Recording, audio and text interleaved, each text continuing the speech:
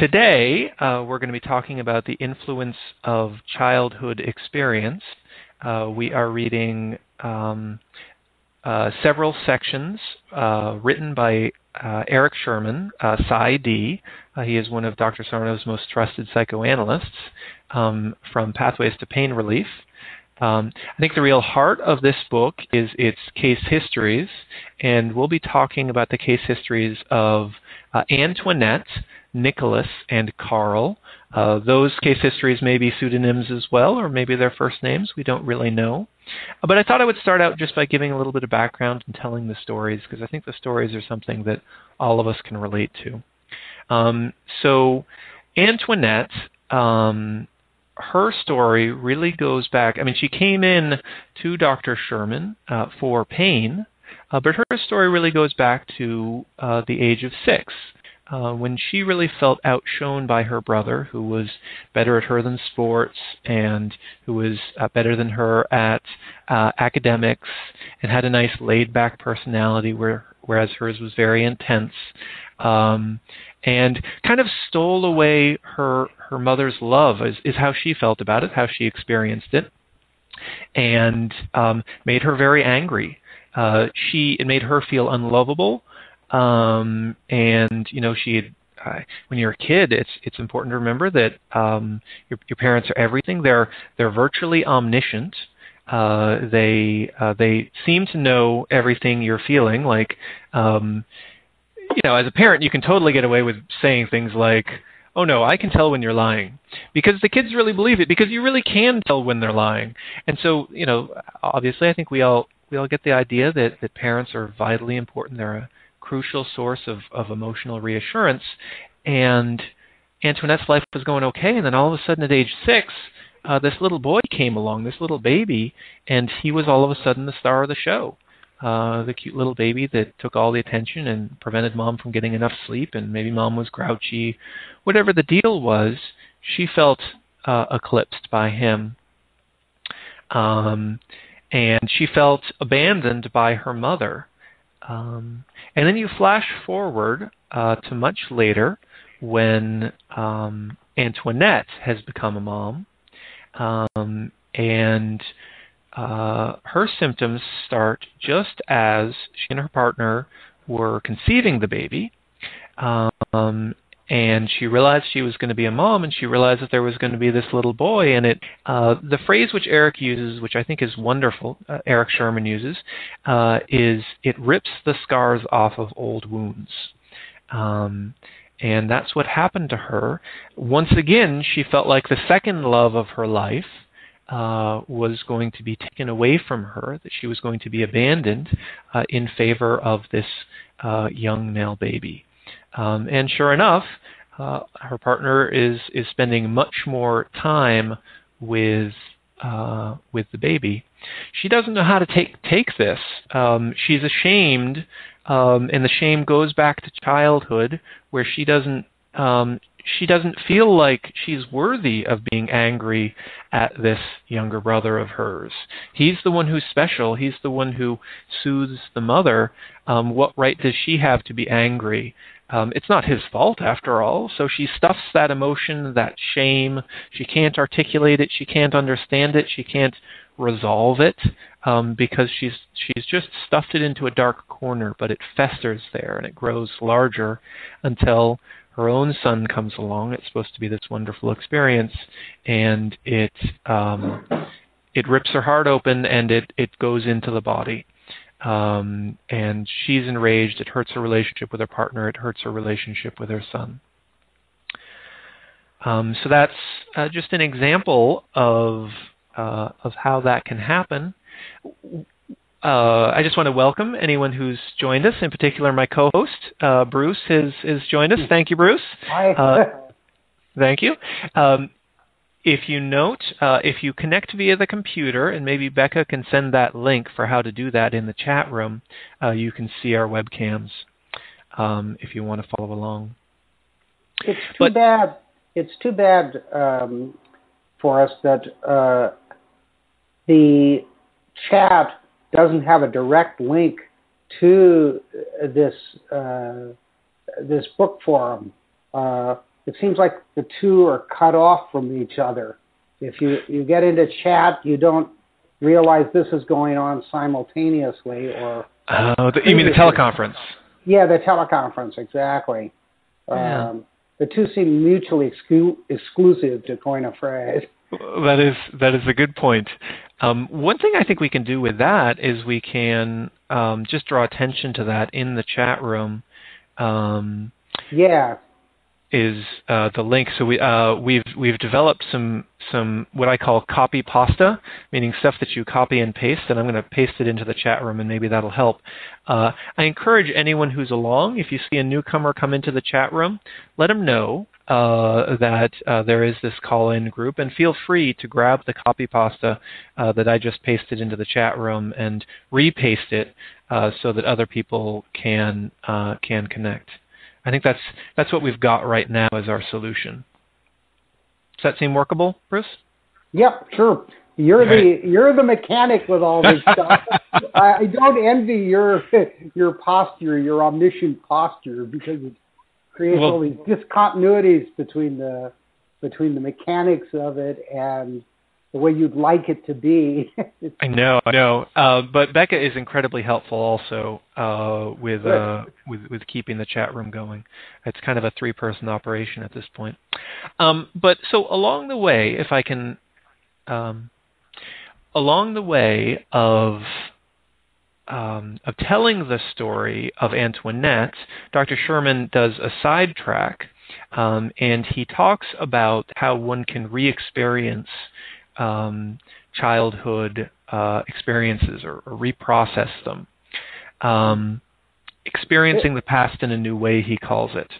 And this is the part that begins about 51% through location 1354, beneath the 3 asterisks. Childhood experiences shape our personalities, and our subsequent experiences are refracted through this developing character structure. A personality that is organized so that it interprets emotional closeness as vulnerability will be unable to derive any comfort from that closeness. The closer they get, the more they react, in other words. The more they see it back through their original experience, the more freaked out they get. Absolutely, yeah. So kind of echoes of the past in the present. Yeah, very much so. Yeah, I was having a discussion with a friend of mine on the telephone from up at Edgewood County Park last night, and he was talking about how you can tell a whole lot about people if you go to dinner with them with their parents and see how they interact, because then later on you'll see their early childhood emotional selves and see how they cope with the world through using these different strategies that they've used with their parents. And you see it really clearly around the dinner table. The whining to mom, the raging back at dad, the whole structure. Yeah, and you see that all the time in TMS therapy too. I saw that very much in Alan Gordon's first patient. John, I believe. John, yeah, where he started breaking down into this whining to Alan, and Alan just honed in on it. He could see that this was him talking to his indifferent mother, and that was what he was doing all day long. And that was what was leading to the problem, because he was this child who had never been attended to because his mother was too busy with her boyfriends and her drinking, and put him into the back seat. And he was always trying to work his way out of that. And it was his whole emotional tenor and tone. And that's why he was always trying to accommodate other people, get a girlfriend who was the correct kind of girlfriend for him, and to meet other people's expectations as a salesman. And he was always falling behind. there was no way out of this. And you see this, of course, in the Sherman stories, too. Those early childhood habits that are immature, that don't really work, but have become die-cast in the personality, have become hardened. And coping strategies. If I can tie it together, with Jonathan, it sounds like there was a people-pleasing thing going on, whereas with Antoinette, there's a jealousy thing going on. Yeah.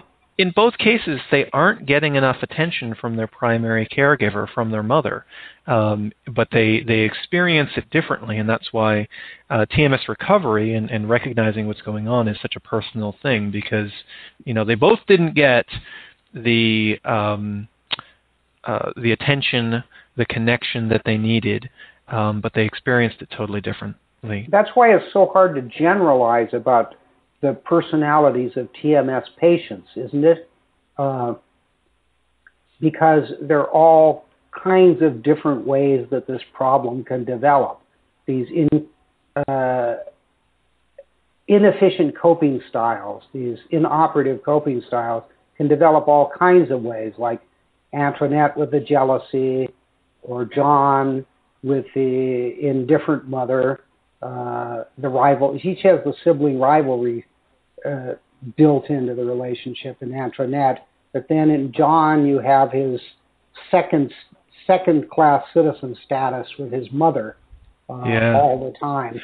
Though it is kind of interesting how there are these common themes of perfectionism and goodism. Antoinette was trying to be a goodist by stuffing her emotions, stuffing her anger towards her son, whereas John was trying to do it by trying to please his mom, trying to please the people around him, and beating himself up. You're trying to be the goodist tendency. That's Dr. Sarno would just lump it in two categories. Right. Goodist, perfectionist. Okay, there you are. Okay. Bruce, I am dying for a term here. What is the term in psychology? Attachment. That was it. Sorry, I answered my own question. Yeah, okay, good. But for both of them, it comes from attachment. It comes from, this key thing when your brain is very, very young. You're experiencing the world outside of the womb for the first time, and you're learning, is it safe? And your brain is hardwired to think about other people. We've got these mirror neurons in there. We know that the brain is hardwired to relate to other people, so at that point you're learning: can you trust it? Can you be in love with these people, or will they desert you? And so in Antoinette's case, she was deserted by her mom in favor of this little boy, this baby, and then in Jonathan's case, he was neglected and criticized, and kind of other early attachment trauma. That's a good category to lump all of those things under if you want to make sense out of it. How people develop attachment to their superego figures. Whether I know that since my parents fought all the time, I was angry that they would not pay attention to me. And the way to get attention was by being perfect and achieving. That would distract them from their constant fighting. Well, and if you look at Monty Heffley's work on TMS, the language that he often uses is striving. It's that same perfectionist thing. Many of us TMSers are highly driven. Starting nonprofits would be my highly driven thing. So Eric Sherman talks a lot about the past and how when we are so young, we experience things differently. Our parents are omniscient. They're the source of all love. They tell us whether we're worth anything. But then as we get older, we learn to experience the past in a new way. And if we can get in touch with those emotions, then we can reclaim them. We can diffuse them. We can diffuse our jealousy, our fear, whatever else is torturing us. And that's kind of the heart of insight-based therapy. We get these insights and we can diffuse them. In the case of Antoinette, she was able to resolve her old feelings because she was able to get in touch with them. He summarizes this by saying, during treatment, Antoinette gradually verbalized her fear that as a parent, she was no longer eligible for dependent care. Oh, really? She verbalized that her fear, now that she's the parent and she has to take care of the child, she's no longer eligible for dependent care. Previously, she expressed the same fear through body language, through her pain, her TMS pain. She was so incapacitated. I'm adding commentary here. She was so incapacitated by back pain that she required almost the same level of caretaking as her infant son. As she continued to put her feelings into words, she experienced them as less chaotic and more differentiated. In revisiting her childhood experiences, she was able to view her emotional turbulence through the light of present-day realities. Her mature understanding that dependency, requiring this attention from her partner, was not inherently despicable. It wasn't absolute. She also could balance that with independence, modulated the intensity of the primitive fears which first emerged during her childhood. Similarly, she was able to revise her previously unrecognized fears that independence always and automatically resulted in isolation. That, if she were separate, if she were the older girl, that she would be alone. And she realized that, hey, wait a second, I may be the independent parent, I may not get all of the love that I want, but it doesn't have to be, in Dr. Sherman's words, a permanent and complete loss of dependent care. She also integrated this newly acquired self-knowledge into her sense of self, and recognized, and this is something that Dr. Sherman says a lot, I think it's important that her anger was a private, internal, emotional experience, and no longer define her as a monster. It's okay to have these feelings. That may, in some sense, feel obvious to us, but on the flip side, it's something that our childhood selves may not understand. Exactly. It's adult. Yeah. It's accepting ambiguities, something that these childhood coping styles do not allow. They're still naive in that sense. They're still operative at 5 years old instead of 21. And I think that's where the Mark Twain quote comes in. You talked about it not applying, but it applies at a higher level like this at the conclusion, where you're looking at the two modes of knowledge. So the Mark Twain quote, if I can jump in, he observed, "When I was 19, I thought my father was the dumbest man in the world. Now that I'm 20, I'm amazed at how much he's learned in 1 year." I remember that because my father used to use it on me. Oh, really? Oh, yeah. It stood out on the page. Keep you humble. Okay. Oh, yes. Yeah. Yeah. As I've been reviewing the text, I note that he seems to talk about this a lot, about the child's perspective. Like there was a section that we did a while ago, like in the very first story about perfectionism and goodism, where he goes into the infant's or the toddler's psychology and talks about how differently. And these ideas that I've been trying to talk about, how the parents are godlike, how you're so incredibly dependent, and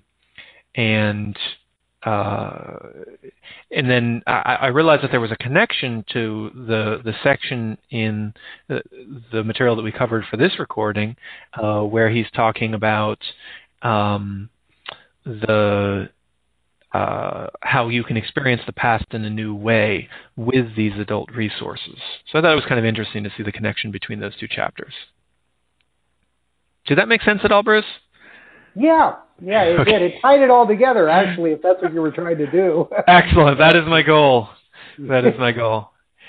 Okay, so... Yeah, we should have a chapter, though, in Sherman's book on childhood naive coping styles versus adult ambiguous acceptance of ambiguity, of emotional ambiguity.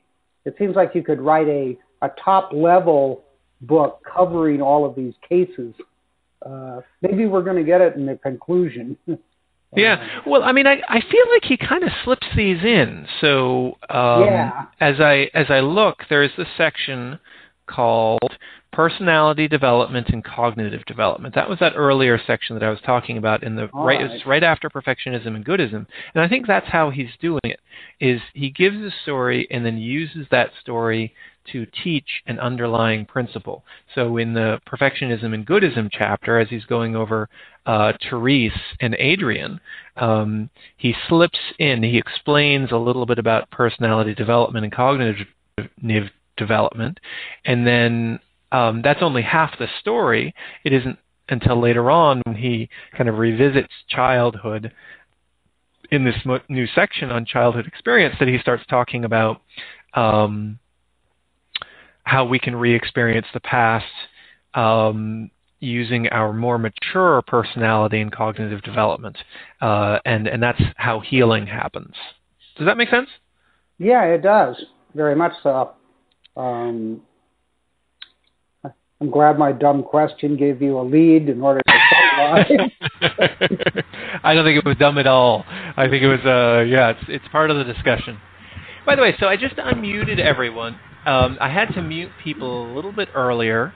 Does anyone else have any thoughts on this? Like, is this resonating with anyone? Can you see anything at all in this?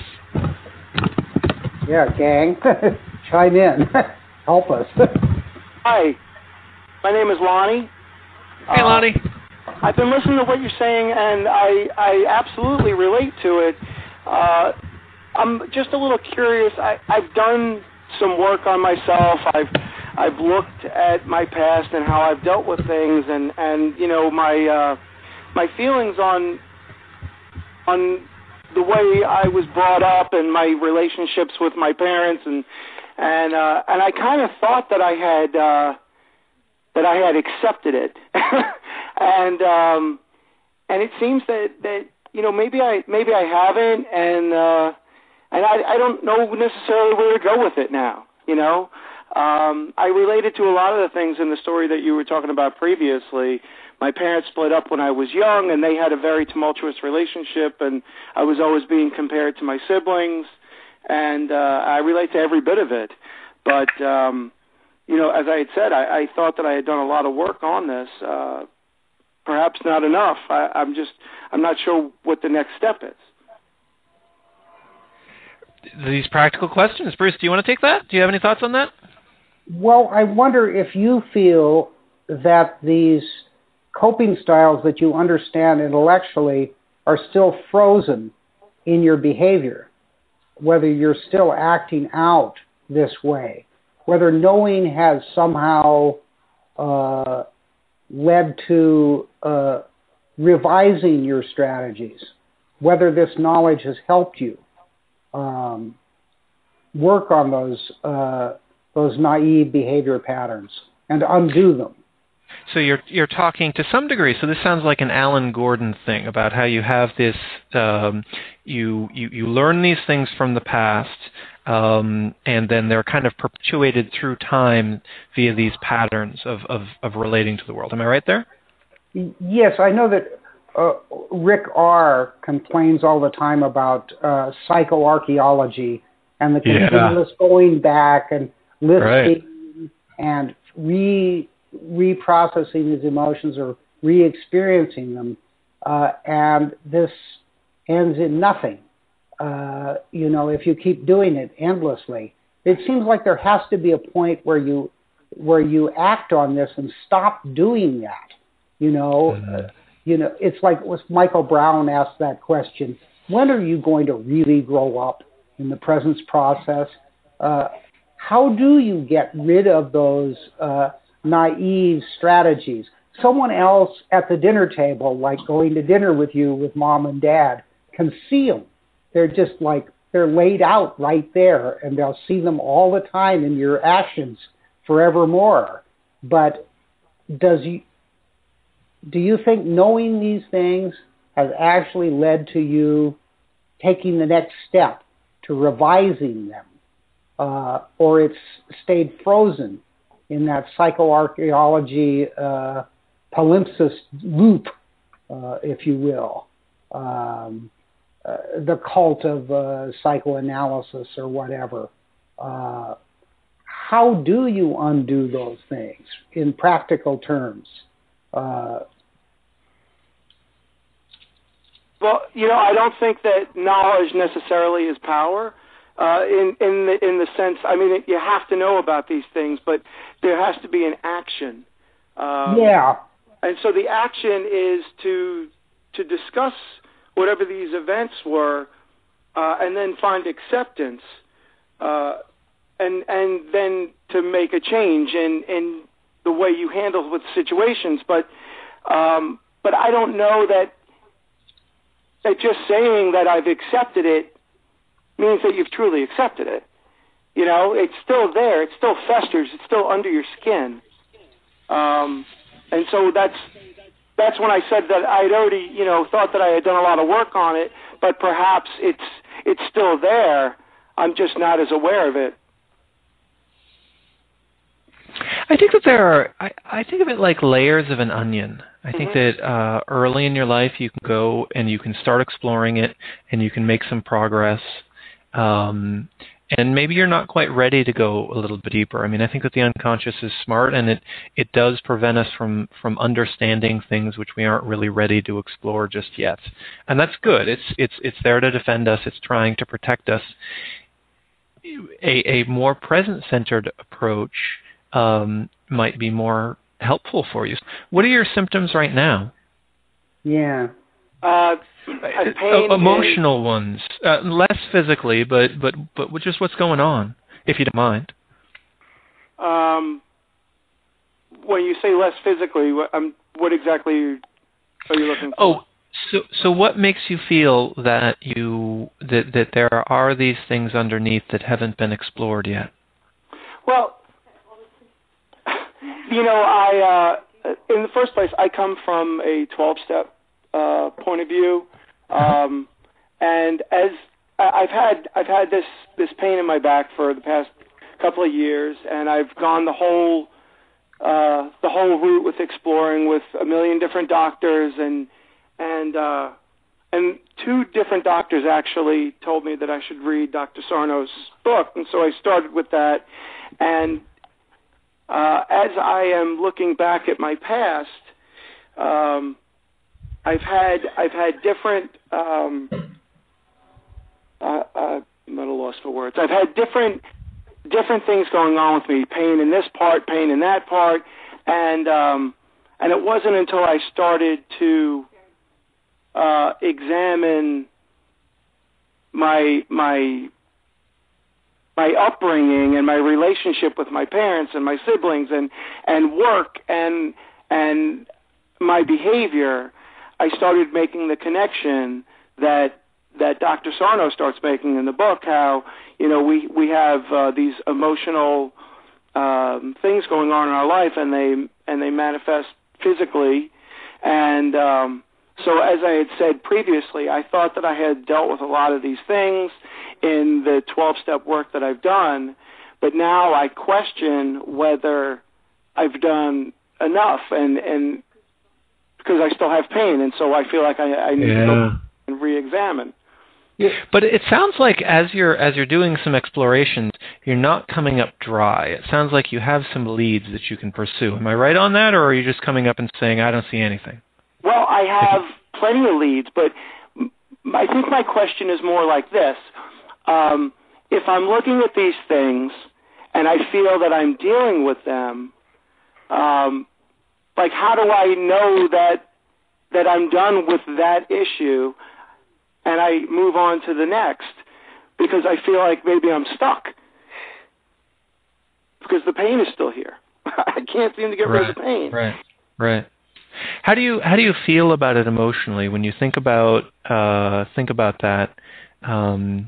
Do you when you think about these things, does it make you angry? Does it make you scared? Do you have an emotional reaction? Some of the things I definitely get angry about. For a long time, I felt that I had gotten the short end of the stick growing up. When I was a kid, a teenager, I had an attitude like I hated the world because I felt that the world had done me wrong.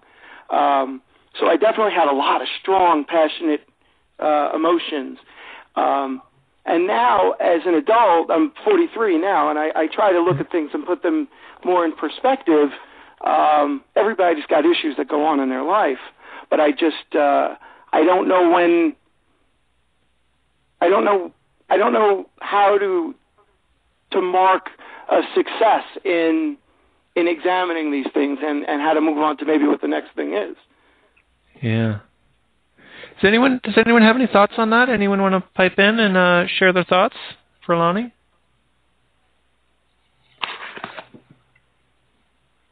Wow, I stunned them. I don't think so. I think we have a shy group this week. I mean, I guess I think it is a process. It's something that you're going to have to keep on exploring. And I don't say necessarily digging. It might be that you've done the digging that you need to do. It might be that more of a present-centered approach will work for you. So Bruce was talking about Alan Gordon's approach and saying, "Hey, are you beating yourself up? Are you terrifying yourself? Are you being cruel to yourself?" Alan Gordon, I think, does a great job of showing people how they actually do that, how they still are terrifying themselves. You can. Another thing that some people do that I personally did is I focused on activities. So for me, in my for my 18 years of pain, a lot of it centered around avoiding certain activities. And so for me, it was about overcoming that fear, kind of renormalizing my life. Right. So I think there's a lot of exploring to do. I think approaching activities with a new attitude results in diminution of the pain symptoms. Because when I used to go and hike and try and beat my brains out every day to get rid of the pain, all it did was intensify it. But when I go and work out now with a more lighthearted attitude, I notice the pain recedes. And so I must be doing something right. But I don't notice I suddenly found out about my abusive father and my all-forgiving mom, and then one day a light bulb went off and the pain went away. It's more like a gradual unfolding process over 3 years, but I guess it's different for everybody. Now, when I go take a hike over the same course that used to cause a lot of pain, I'll feel a little bit of pain as I get back to the car and then disregard it, and I won't think about it again when I get to the grocery store, whereas before I was obsessed. Right. I was focusing everything on it. And it seems like that degree of obsession is a reflection of your own degree of anxiety about whatever it is that's bothering you. As that anxiety goes down and you get more in the present moment and dealing with things the way they really are, then you can let yourself enjoy yourself and not beat yourself up anymore. But I didn't find any instantaneous cure by any means. This helps. The TMS Wiki helps. The journaling helps. All of it helps. But the idea about going back, re-experiencing some trauma, and then one day you just go walking out the door cured, it seems like all kinds of things together. Taking the initiative, too. Like, I noticed going out and buying this car and fixing it up for myself.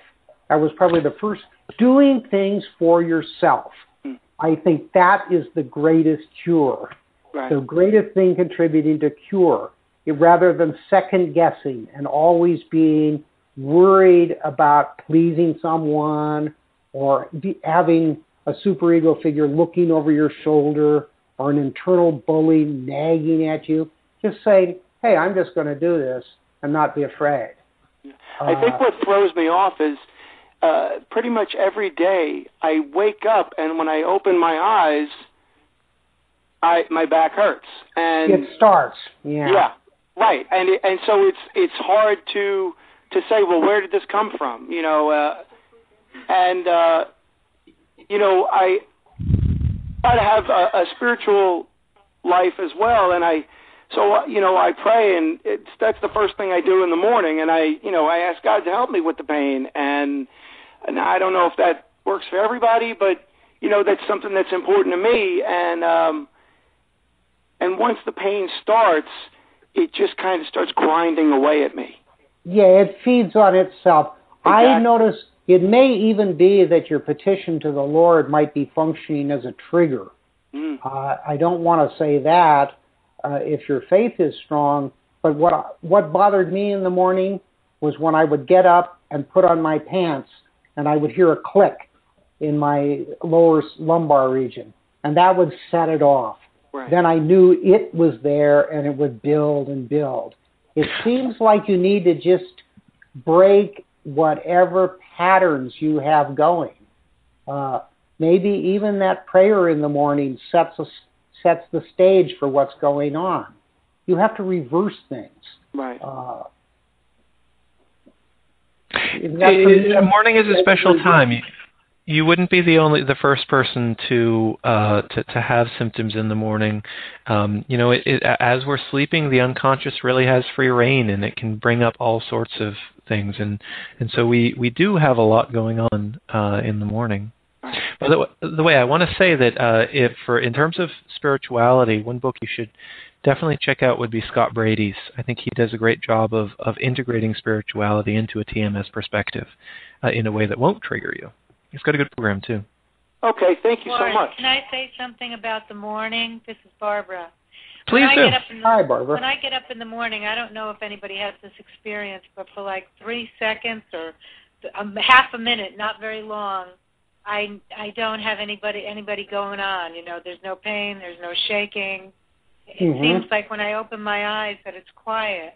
And then all of a sudden it all goes crashing down and starts in, which brings on depression. And then I remember what happened to me, and, it's just like a shock every day. Does anybody experience that, and how could I deal with it? I always noticed when I woke up in the morning, when I was in pain, there would be a moment before I came into consciousness when I was pain-free completely. Then as my brain started to get active, then it would start with the rise of consciousness, with neural activity, which is a dead giveaway that it's really caused by the central nervous system, isn't it? When I was in my unconscious, dreaming, in bed, asleep, nothing. But as I came into full consciousness, the pain would arise, and then the triggers would start as to get activated, and it would proceed through the day, and then it would decline at night. Suddenly there would be a decline. Suddenly as I relaxed at the end of the day. It obviously followed some kind of pattern of brainwave activity, something neural. Which really suggests that this word triggers that you're talking about is super important, that they just add up. So it sounds like what you need to do there is work on self-soothing. I think one of my favorite parts in all of Dr. Sarno's work is the rage-soothe ratio. It's in Mind-Body Prescription. And it's exactly, I think it's a lot of what you're describing, Bruce, where I loved when you talked about the car. That's something which soothes you. Which when I bought the car and it arrived with the trailer on the internet, I was so glad that I'd gotten a deal on eBay. I couldn't believe it. I get this great racing car for $10,000, and I'd actually done something. You know, it was perfect. And when I first got into it, I remember my therapist telling me, "Oh, those cramped racing seats will cause you pain. It'll hurt," you know. And I remembered that echoing. And I got into the car, and it was hard to get into, and I had to really manipulate my leg. But with each entrance and exit into the car, I noticed I got more and more mobile, because it was the first time since my mother died that I'd actually taken some kind of affirmative action on my own behalf. And so each move in and out it did reprogram the neural pathways, because I was doing something different for the first time in years. And it is interesting, but it could be anything, you know, standing up for yourself against the internal bully that you've instituted there and saying, "I will not. I am doing this for me." And it seems like if you're a goodist and a perfectionist, it's really hard to do that, because you're always trying to second guess what the bully is telling you about what you should do.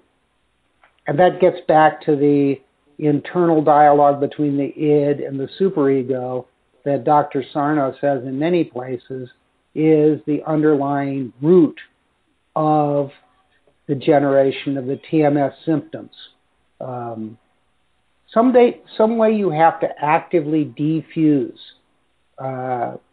deconstruct that relationship between the me that wants and then this bully who's nagging you to do things the right way. And it's all nonsense, isn't it? You know, you live day to day in the moment. And that's where all your pain and anxiety is generated, from that conflict. How does that sound to you, Barbara? Like, can you imagine thinking about that and learning what soothes you? It probably won't be a race car. No, not the race car. But finding your own race car. You know, I was feeling a little bit better this week, and then I got stressed out, and everything, you know, the inch of benefit I got reverted, and it's very easy to see what it is. It's stress, abandonment, you know, it's all those things that we all talk about. So, yes, I definitely think I need to self-soothe, definitely. Excellent. Cool. I did notice that technique that Alan advocated of self-soothing, putting your hand across your heart and telling yourself that it's okay, almost in a fetal posture. It does work. Yeah. And, you know, what I liked about that podcast, that webinar, is he used the metaphor, I think for Mandy, he said, you already know how to soothe your daughter.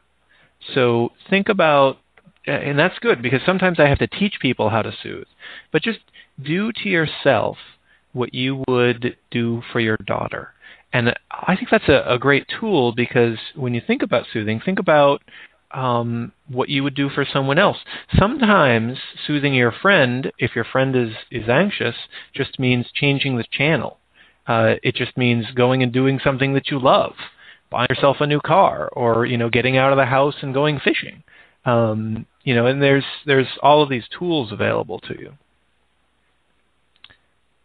But don't you think when you're TMSing, when you're in pain, it's so much easier to adopt a defensive mode where you go in, and keep reinforcing those habitual activity patterns, like, well, I hurt, so I'll go inward, because this is a strategy I've always learned is back in my childhood as a way to avoid conflict. And it gets worse that way. Whereas what you should be doing is reaching out, forming social relationships. It's counterproductive. The things you think you're doing to help yourself are really perpetuating the syndrome. This is kind of like the limits of psychoarchaeology. Like, you can push psychoarchaeology; it's helpful as a tool. But if you go back and re-experience the childhood pain too much, then you could reinforce the childhood pain. So to some degree, you've got to find a different experience. Yeah, well, I was an outward bound instructor, and I would have to drag behind the group when we would be going up to camp. And we'd have like a 3,000-foot uphill hike. And there was always someone at the back of the group who would whine and say they could not do it. And you would have to talk them into hiking up there because they weren't going to get fed if they didn't get to camp. Yeah, real practical things. And they'd say they couldn't. And then they would cop to these psychological strategies, arguments. And they'd say, well, I can't do this because my mother did this to me. And they'd have a whole arsenal of excuses based on their childhood experience.